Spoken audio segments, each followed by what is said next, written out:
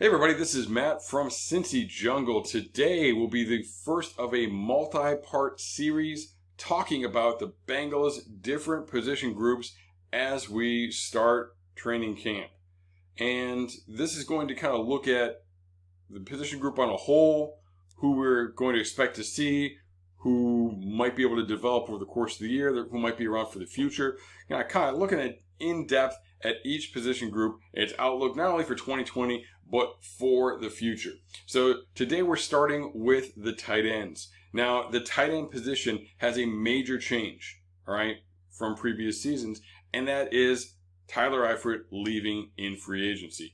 Eifert, of course, was a dynamic weapon in this offense when he was around, right? When he was healthy, when he was able to stay in the field. But that was the big-time problem for him. Outside of that, I mean, he was just like Andy Dalton, just like A.J. Green, a key part of this offense, somebody that we're all used to having around, we all expect big things out of. He just struggled to stay on the field at times. And now, to his credit, he went 16 games last year. He played in every game, and he was able to move on, all right, moving on in free agency. Now, a lot of Bengals fans wanted them to target the tight end position, particularly in the draft. Heard a lot about different tight ends in the draft as we were in that season.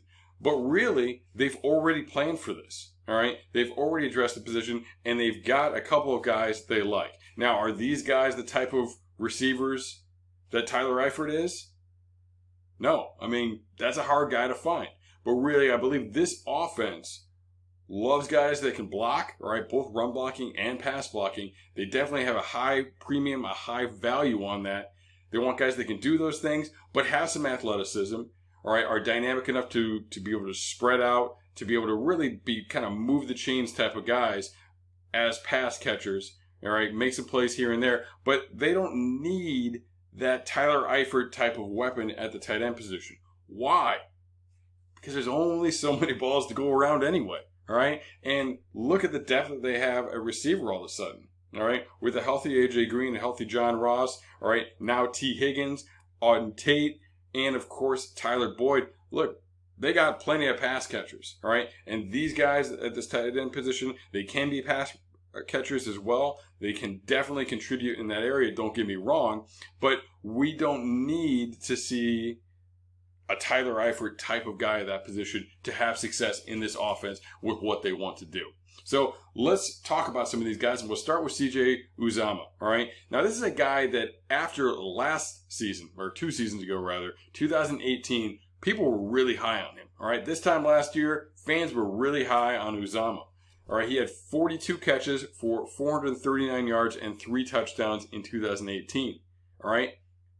Then we saw production drop in 2019, 27 receptions for 242 yards and 2 touchdowns, right?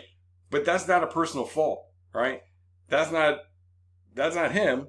That was Tyler Eifert had 15 catches in 2018, and he played in every game in 2019. Tyler Eifert last year, he had 43 receptions for 436 yards and 3 touchdowns. So because Eifert was the primary pass-catching tight end, because he was healthy, because he was around, naturally, again, like I said before, there's not that many balls to go around, all right? So the production drop-off, it's not a bad thing, all right? It's nothing negative about Uzomah. It's just we had Tyler Eifert there, all right? So that's why you saw that. Now, Uzomah, to his credit, like, he's a pretty good athlete, all right? Does a good job, in his routes, can definitely be a move the chain type of guy, and he's a pretty decent blocker as well, all right? Can do some good things in the run game. So he's a good all-around player. And he can definitely be that guy. Now we're going to see a rotation with him and second-year player Drew Sample. Drew Sample was a 2019 second-round pick for the Bengals at tight end. He was widely seen as the best blocking tight end in the NFL draft that year. And also, he was an attached tight end. A lot of these guys in college we see, right? It's one or the other with guys in college. All right, either you're an attached tight end who puts his hand to the ground and they don't throw to you that much. That's what happened to Sample. All right, That's what happened to Will Disley, his teammate before him at Washington, who went on and now is putting up similar numbers in Seattle. Had a pretty decent season last year in Seattle. And then there's the guys, the tight ends, all right, the guy that they call tight end, all right, but really they're just big receivers that's just spread out. Now, you need guys that can do both, all right, in the NFL. You need to be able to use guys in multiple ways. But that role of putting your hand on the ground, that's a key. Now we're looking at Drew Sample. Now, he was starting to get used a little bit more in the offense prior to getting injured in his rookie season. And towards the end of the year, when they didn't have him, they had a healthy Eifert, they had Uzomah, but we started to see more Fred Johnson at tight end. We started to see Billy Price as a wing. We started to see Michael Jordan sometimes. So sometimes they were putting in a sixth lineman instead of this extra guy. With Sample, with another blocking tight end, when you get into those heavier packages, when you run the ball, hopefully they'll be able to do that with Drew Sample in there. All right, he's established as a blocker. Didn't do a ton in the pass game last year. Wasn't really starting to be used in that way. But that's the development. That's what we expect to see in year 2. All he had in his final year in college was 25 receptions for 253 yards and 3 touchdowns. That was the only year he was actually a starter. But we see from his testing, all right, very promising things. He is a good athlete. He can do some things athletically, and he's got very good hands as well. All right, very reliable receiver. So what they want to do with the tight end position in terms of being a blocker, being able to move around, be in some different positions, having the athleticism, or being a reliable receiver, he can do all those things. And maybe he can do a little something extra with the ball in his hands because he does have some athleticism. All right, and he's definitely a physical player as well. So between the two of them, look, the split that we looked at with Eifert and Uzomah last year, that's what we should be looking at for these two guys next year. All right? And it all kind of depends on Sample. If he can step up into the pass game, maybe he can eat into that a little bit more.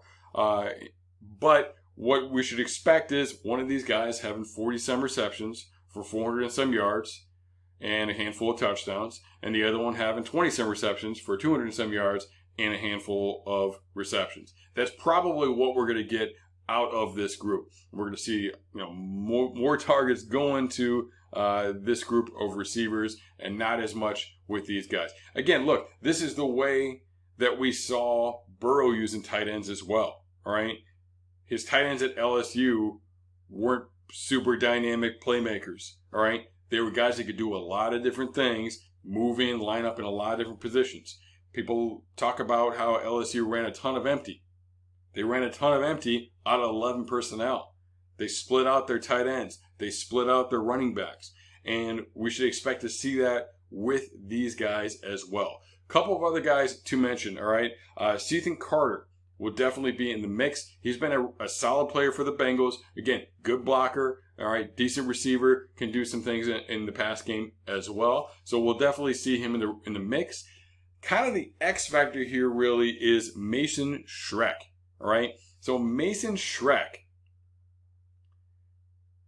has some skill in the pass game, all right? Can be pretty exciting, can do some pretty good things, and he's shown flashes of that in preseason, but we haven't seen it against top defenses, and he's struggled to stay healthy as well, and that's a big part of why we haven't really been able to see that. So if he can stay healthy, if he can get in there and impress, we're not going to have preseason games really to look at to be able to judge that.